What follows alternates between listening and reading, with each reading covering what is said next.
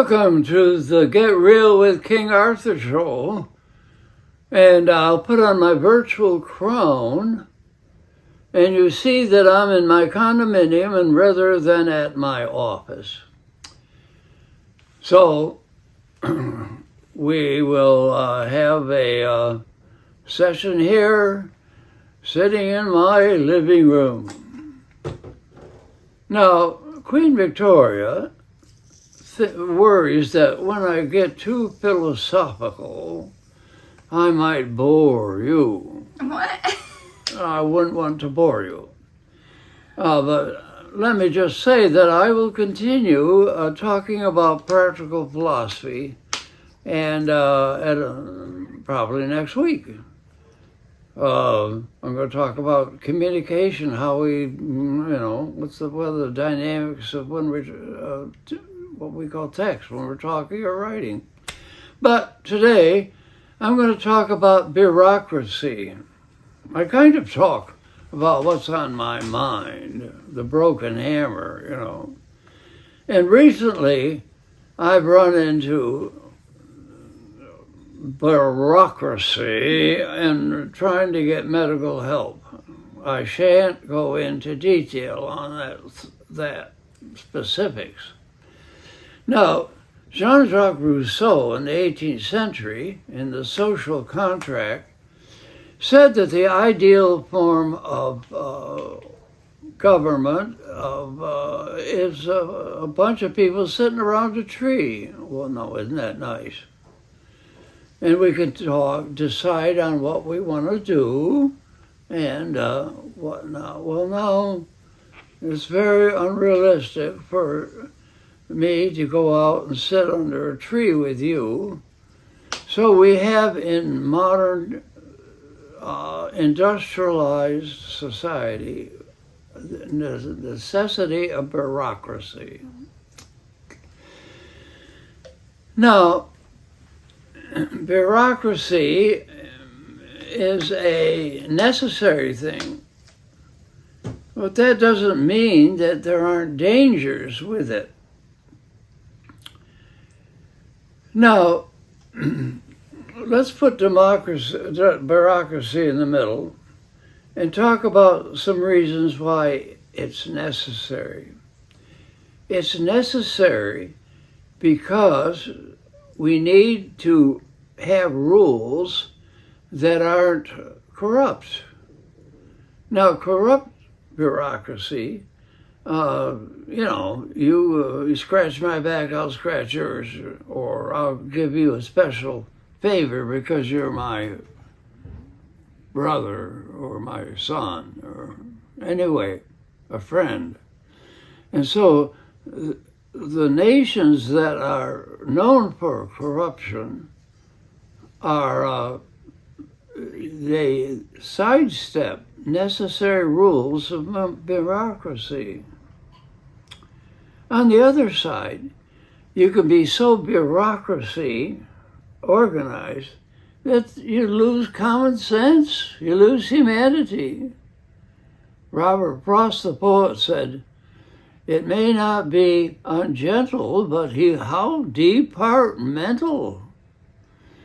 Let me give an example. Years ago, I was head resident of a dormitory. And in the dormitory, there was a guest room.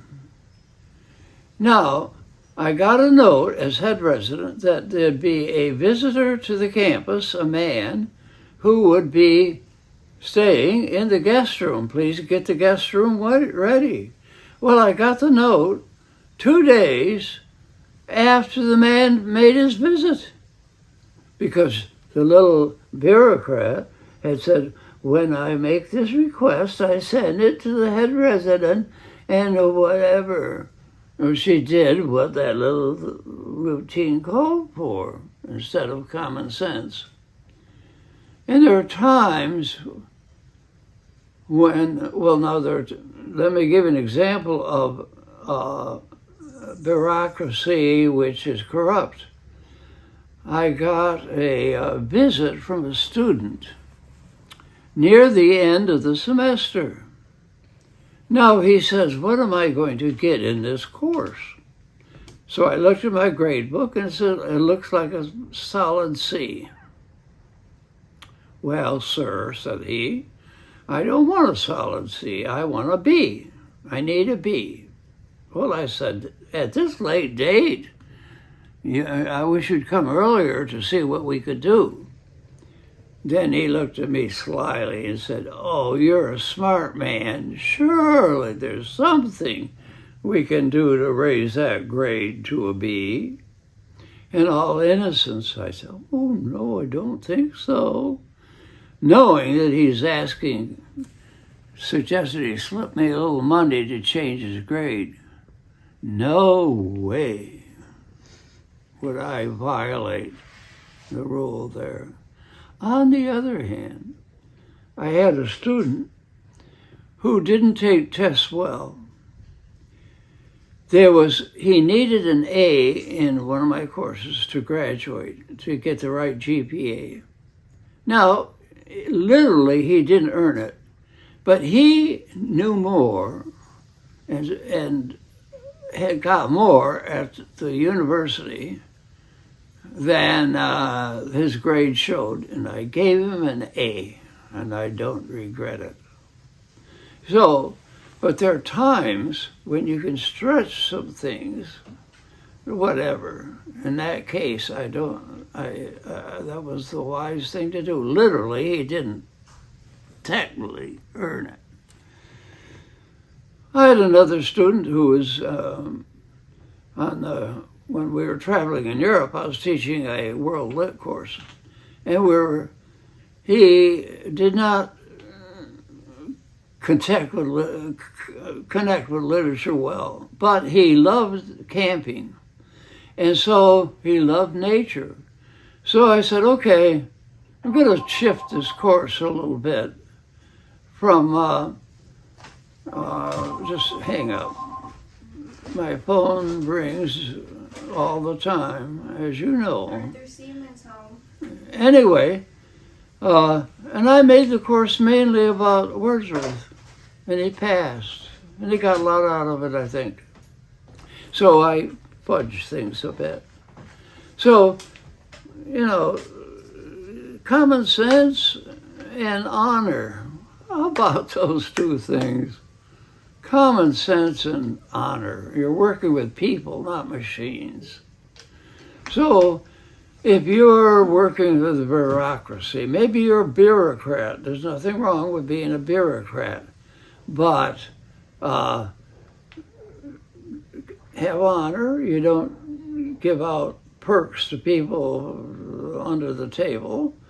But you're dealing with people.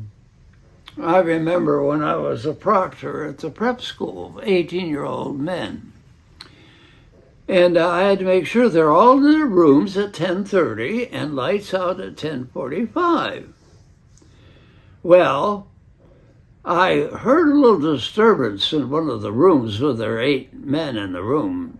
And I opened it up, and there's this guy named Pete with a bucket of water, ready to throw it at these people.